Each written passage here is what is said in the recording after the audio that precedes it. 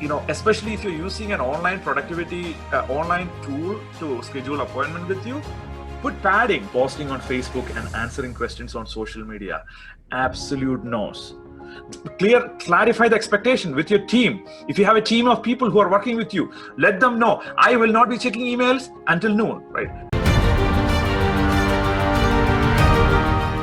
With that, let me talk about micro breaks. Micro breaks that I talked about right now, like taking that 15 minutes breaks. Oh my gosh, there's nothing more powerful than taking that 15 minutes break. And those who are like really busy in your life, spending talking with clients, especially if you're using an online productivity, online tool to schedule appointment with you, put padding. There's something called padding. You could set 15 minutes time between your appointments. So what does that mean? It means you get 15 minutes break between appointments. Otherwise, what happens is you don't get a clean cut. You just go from one person's situation, one client that you're working with, and then all of a sudden you go into another thing. And if you're a coach or a consultant who are talking, some of you guys, you might be a coach or a consultant, then you're solving somebody's problem and immediately went into another problem and immediately went into another problem. Then you don't feel alive anymore. That's why we need to have a clean cut, 15 minutes padding, take a nap, lay down, listen to music, walk around in the house, office, wherever you are. Micro breaks. Micro breaks are so powerful. So make sure that you get 15 minutes break throughout the day so that you could rejuvenate. Okay. Now, like, oh, you're not doing anything. You're not going to an office. You're not doing anything. You're just relaxing, having fun here, right? So everybody start thinking, especially if you have kids, if you don't educate them, if you don't teach them, then they think that you're not doing anything. Mommy is like relaxing, mommy is playing, just, watching YouTube, right? So there are certain things that you could do. One, clearly define the time, right? Clearly define the time. Hey, this is my flow time. So now you have a vocabulary where I need to be single tasking, 9 to 11. And if they have an emergency, for sure, handle that. But otherwise, tell them, hey, right now mommy is doing this thing, can it wait for 2 more hours? Things like that. And I will get deeper into that. This is the directly opposite of what I was saying. It's called conscious multitasking. Conscious multitasking is a classic example is 60 to 70% of the books that I read, I would say at least 60% of the books that I read were read while I was driving. So for example, I used to travel a lot for my work. And sometimes, there are situations when I was working and I had to drive like 1 hour, 20 minutes in the morning and the evening, figure out, like, get an Audible or, join masterclass or something where you get a lot of wisdom, like including this training. It can be, is available on mobile phones. If you don't know, you could actually download the app and then listen to this training on your mobile. We have an app for this. So you just download the app, put that in, log in, and listen to that. So do conscious multitasking. If you're traveling for 1 hour, even if you're traveling for like 20 minutes, be careful with your driving, but use that time for learning about new things. That is a classic example of conscious multitasking. And women, because of the way your brains are wired, you have, generally speaking, you have more multitasking skill than men. So you actually would be able to multitask other time, not on flow time. Other times, there are multiple situations where your brain is capable of multitasking. But most of the men that I know are not capable of multitasking consciously, right? So, but flow time is single tasking. Other times, you could multitask a little bit, it's fine. But make sure that you put a clean cut after you finish things. Right? Don't just run around doing stuff. But the flow time, if you could come to like 2 flow times with 90 minutes, you would be more productive than 95% of the people in this planet. And I don't put usually numbers like that because people are not doing anything right now. They just sit around, check Facebook, YouTube, and other stuff, and then the day is done. Now, as we get closer to finishing this, interruptions and interrupters. unimportant things in the prime flow time, like checking emails, posting on Facebook, and answering questions on social media. Absolute no's. This is an interruption. This is a distraction. This is your mind saying, you know what, I want, this is your shadow saying, oh, your mind saying, oh, I want to focus on these tiny things. You know, what if these clients don't, what if people don't become my clients because I didn't respond to them this morning?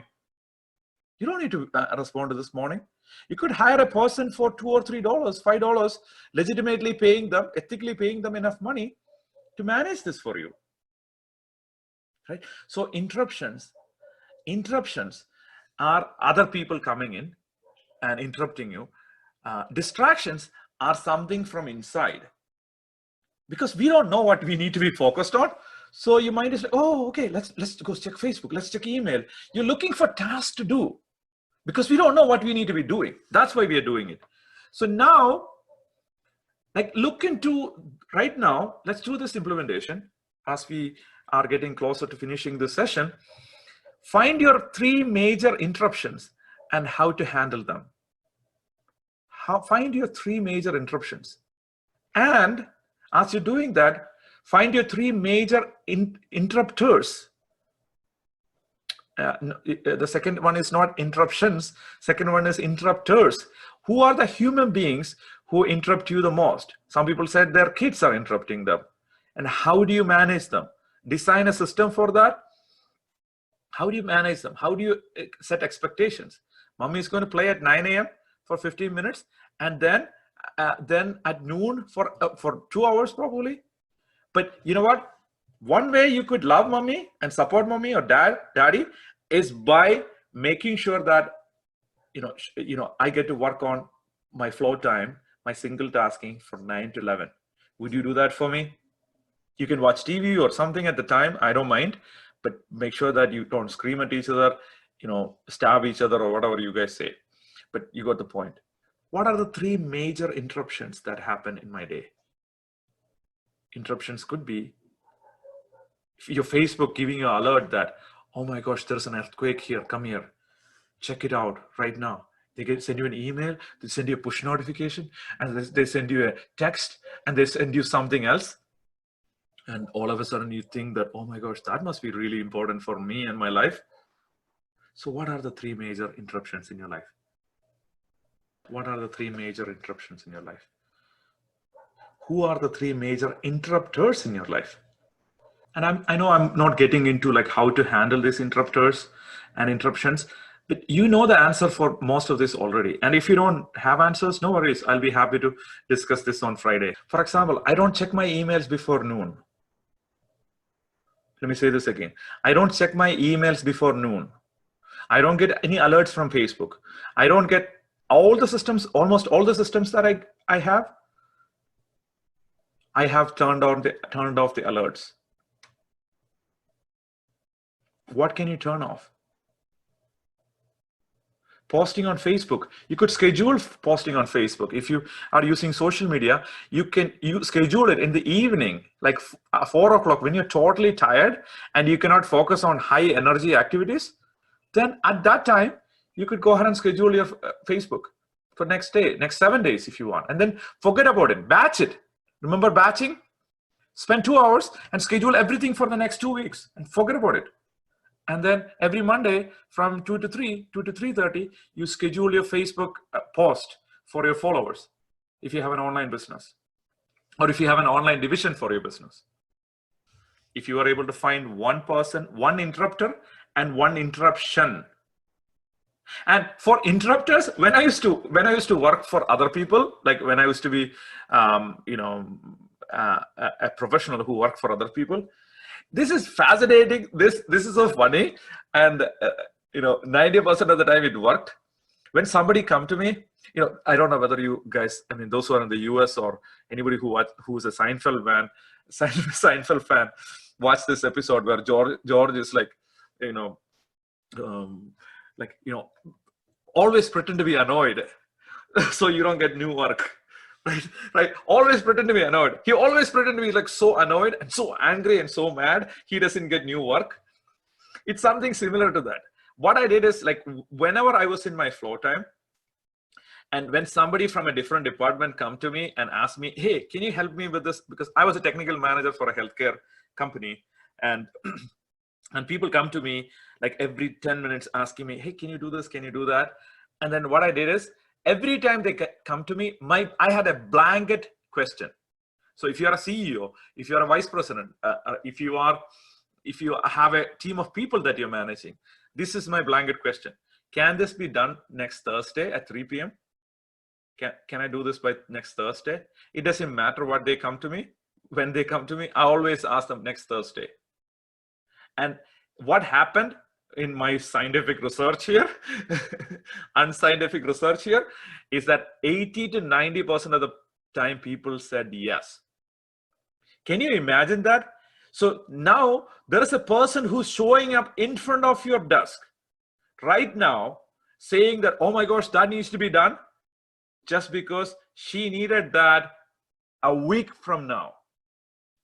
That's how unaware human species is, right? Human species are, because we don't know. We just wanted to give it to another person and forget about it. So like kind of a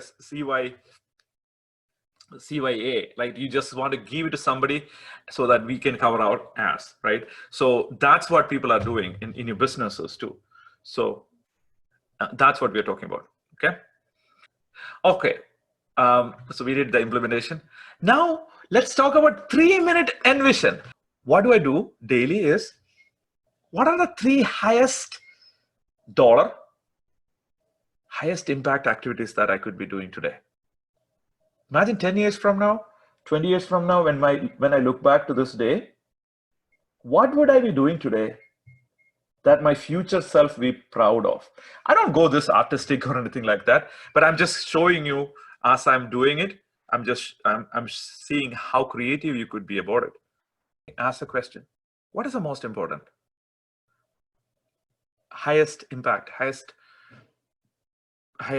income, highest passion, highest proficiency activity I could be doing on today's floor time from 8 to 10. That's easy, right?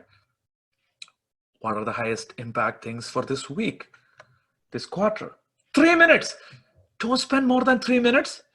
You might end up spending more than 3 minutes, but right now, start with 3 minutes, right? So what's the question? What's the guideline? This is the guideline. The passion, the impact, the income, and the proficiency. That's how you decide the impact, yeah? That's how you decide the question. What is one thing, what are the 3 most important things that I could be doing this week that are the highest income, highest impact, highest passion, and highest proficiency?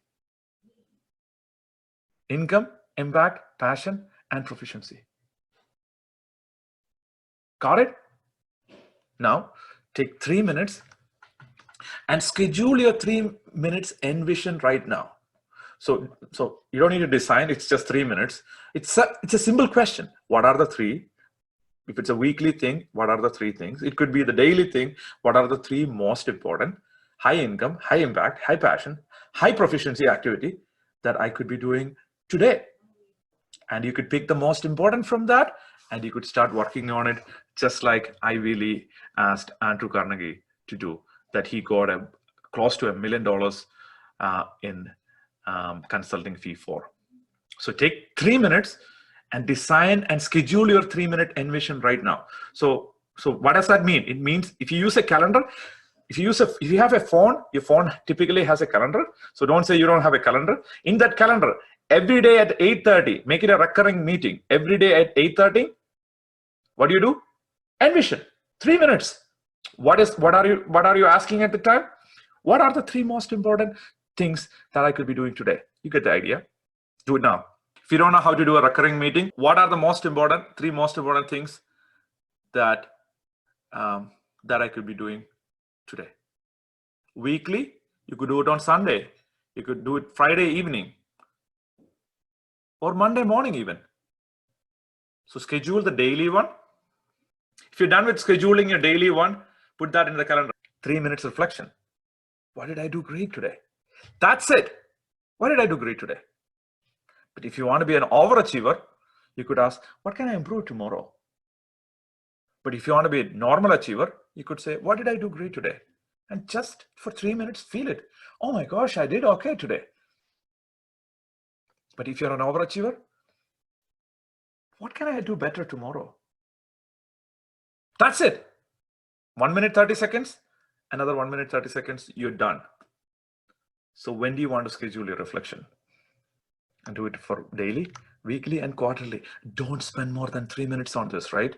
I mean, gosh only knows what happens if you do that and then you scale your business to 10 times and you become super rich and super happy and super impactful and super passionate and super proficient, and then people admire you and you become famous and you are like well known, and those are going to be big problems, right? So I don't want you to spend like way too much time on that. But even with 3 minutes, this could happen. All the things that I said could happen. Okay, so how many of you feel like you could actually double your productivity if you do these simple things? If you believe that, can you put that in the comment right now?